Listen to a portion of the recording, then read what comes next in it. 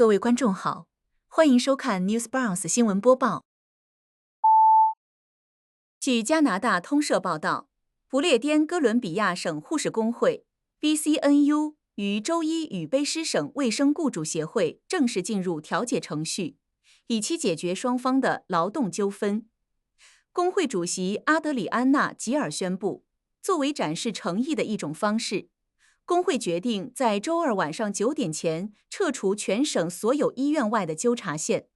然而，吉尔表示，他对此持谨慎的乐观态度，因为政府目前尚未表态会超出其原有的谈判授权。尽管纠察活动暂时停止，但其他有限的抗议行动仍将继续，包括全省范围内限制加班以及拒绝履行非护理职责。吉尔指出，工会旨在解决长期存在的人员短缺、工作负荷过重、工作场所安全以及薪酬待遇等核心问题。目前，该省的护士空缺岗位达4500至6000个。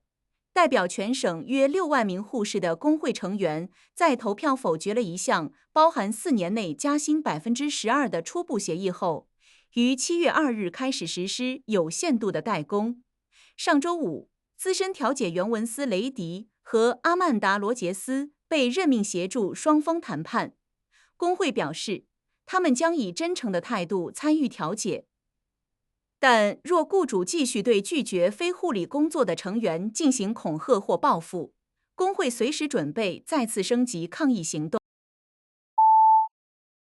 据加拿大通讯社报道，加拿大卑诗省奥索尤斯以东的安纳奇斯特山 （Anarchist Mountain） 发生山火，奥肯纳根西米尔卡梅恩地区已向数十栋房屋和物业发出了疏散警报。安纳奇斯特山消防局表示，截至下午4点，火势已被控制在一定范围内，但仍提醒居民避开该地区，以便紧急救援人员安全高效的工作。目前起火原因正在调查中。与此同时，卑诗省其他地区的消防人员正利用有利的天气条件对抗波士顿巴 （Boston Bar） 附近的失控山火。由布伦斯威克西和安斯利西2处火灾组成的布伦斯威克复合山火，在经历周末的降雨和降温后，总过火面积变化不大，仍维持在188平方公里以上。消防部门表示，他们正利用火势减弱的契机进行直接扑救，以确保1号公路走廊的通行安全，并保护附近建筑。此外，梅里特 （Merritt） 附近约61处物业的疏散警报仍未解除。当地已启动了低级别的紧急行动中心，以防万一。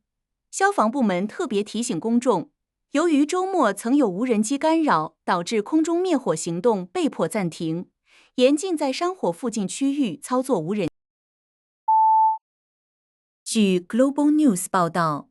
多伦多首席医疗官米歇尔·穆尔蒂博士将与加拿大卫生部合作，启动一项关于比利 B 小浦机场扩建对周边居民健康影响的深入研究。安大略省福特政府目前正积极推动该机场的扩建计划，旨在容纳更大型的飞机，以促进经济增长。为此，省政府已通过法案接管了多伦多市政府在机场运营中的决策权，并计划设立特别经济区，以绕过地方和省级法律，加速扩建进程。尽管政府声称内部民调显示大部分民众支持该计划，但此举由于缺乏公开咨询而引发争议。在多伦多卫生局的会议上，专家和当地居民对扩建可能带来的健康风险表达了强烈担忧，包括心脏病、肺部疾病、多动症 ADHD 以及记忆力问题。多伦多大学的研究也指出，当风向从机场吹向社区时，超细颗粒物的浓度会显著上升。穆尔蒂博士的评估报告将重点调查扩建对心血管和呼吸系统疾病的具体影响，以回应社区的广泛。据 CTME News 报道，加拿大多伦多近日举行了一场庄严的集会，悼念在圣克莱尔萨尔萨节 （Salsa on St. Clair） 致命枪击案中丧生的遇害者。大批市民、遇害者家属及好友聚集在现场，共同分担悲痛并相互支持。记者安德鲁·布伦南在报道中提到，集会现场充满了爱与团结的力量，人们希望以此来对抗暴力并治愈社区的创伤。这起在繁华节日期间发生的枪击案，不仅让当地社区深感震惊，也再次引发了公众对公共安全的担忧。许多人呼吁政府加大对非法枪支的打击力度，并在未来的大型活动中加强安保措施。